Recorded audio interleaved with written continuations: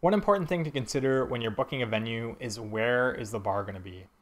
The reason that this is important is if you want your wedding to be a fun party, then you really need to have the bar nearby to the dance floor and at the very least in the same room as the dance floor. If you've been at a party, just think to when maybe you used to go to bars, or if you've been at a wedding lately, or if you've been at any parties, the bar is a magnet for people because most people are going to be going to the bar, especially if the bar is open at a wedding. They're going to be going there at least once an hour.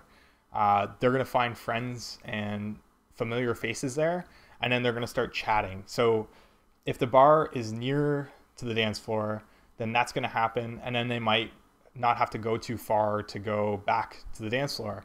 However, if the bar is in another room, they start chatting, they can hardly hear the music that's playing, they can't see what's going on the dance floor and see that it is a fun time, then they're just going to continue chatting there.